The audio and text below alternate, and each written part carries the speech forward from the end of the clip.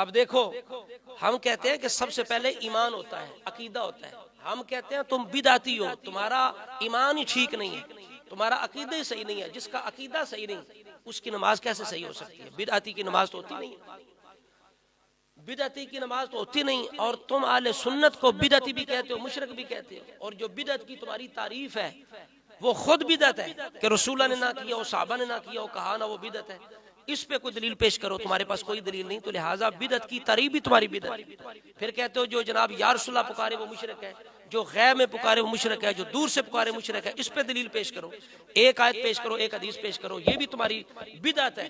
بدعتی تم خود ہو، ایک بھی دلیل تمہارے پاس نہیں ہے. جن جن باتوں پہ امت کو مشرک اور بدعتی بنا دو، ایک بھی دلیل تمہارے پاس نہیں ہے. بدعتی تو خود ہو. تو جب تم بدعتی ہو تو پھر تمہاری نماز کیسے ہوگی؟ رفع دین کرو یا نہ کرو. اس وجہ سے ہمارے جو سنی بولے والے مسلمان ہیں وہ رفع الیدین کے مسئلے کی وجہ سے اپنا ایمان ضائع نہ کریں. یہ مسئلہ چھیڑ کے یہ لوگ، یہ ایمان کے ڈاکو، رفع الیدین کا مسئلہ چھیڑ کے اہل سنت کے بھولے والے جو کمزور ایمان والے ہوتے ہیں ان کے ایمانوں کے ساتھ کھیلتے ہیں. اس وجہ سے کر کے آپ پہلے کہیں اپنا عقیدہ ثابت کرو. یہ دیکھو قرآن پاک کیا کہتا ہے شہید کے بارے میں. یہ میرے سامنے قرآن مجید ہے، یہ جو سعودیہ والے دیتے ہیں. اور صلاح الدین یوسف ان کا عالم ہے اہل حدیثوں کا، اس نے اس کی تفسیر کی ہے. اب میں ثابت کرتا ہوں ان کی اس تفسیر سے کہ یہ قرآن کے مخالف ہے، صحابہ کی توہین کرنے والے ہیں، رسول اللہ کی توہین کرنے والے ہیں، گستاخ ہیں، بے ادب ہیں. یہ میں ابھی پیش کروں گا. تو بتائیے گا کہ کیا جس بندے کا یہ عقیدہ اس کی نماز ہے، اس کی نماز ہو جائے گی؟ یہ فتویٰ عوام نے دینا ہے، عوام اہل سنت کو. اب دیکھیے قرآن کیا کہتا ہے، وَلَا تَقُولُوا لِمَنْ يُقْتَلُ فِي سَبِيلِ اللَّهِ أَمْوَاتٌ بَلْ أَحْيَاءٌ وَلَٰكِن لَا تَشْعُرُونَ. جو اللہ کی راہ میں مارے جائیں، قتل کر دیے جائیں، انہیں مردہ نہ کہو. انہیں مردہ لا تقولو، انہیں مردہ نہ کہو. اللہ فرماتا ہے مردہ وہ زندہ ہیں، لیکن تم ان کی زندگی سمجھ سکتے نہیں ہو. وہ زندہ ہیں، انہیں مردہ مت کہو. اب اللہ کا یہ فرمان ہے وَلَا تَقُولُوا لِمَنْ يُقْتَلُ فِي سَبِيلِ.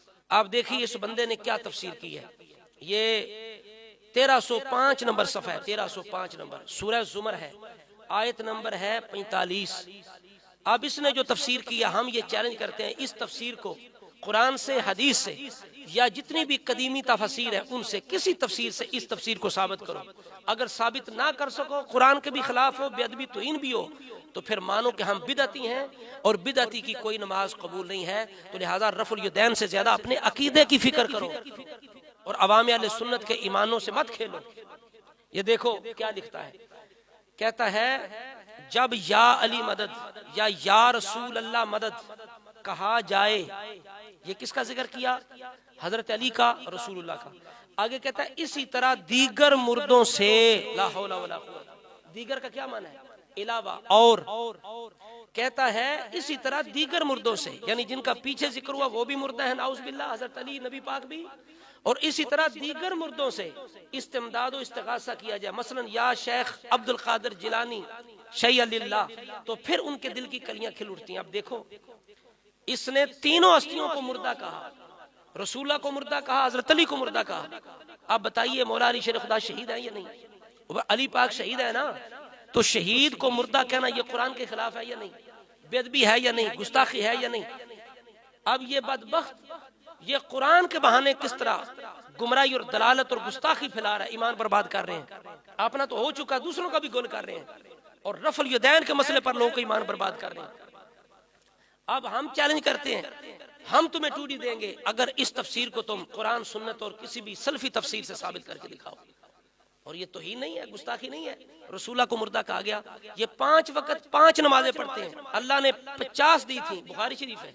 جب عقیدے کی بات ہے تو انہیں بخار چڑھ جاتا ہے. پوچھئے اللہ نے کتنی نمازیں دی تھی؟ 50. 5 کیسی ہوئی جی؟ یہ موسیٰ علیہ السلام کھڑے تھے چھٹے آسمان پہ، موسیٰ علیہ السلام وصال نہیں کر گئے تھے؟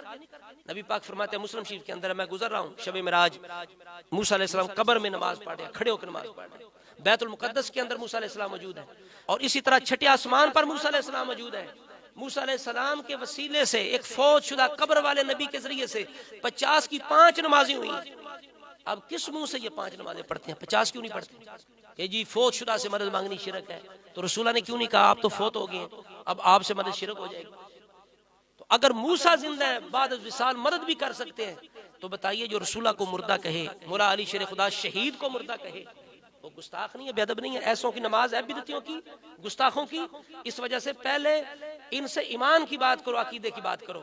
پھر دیکھو میں یہ بھی سوال کرتا ہوں کہ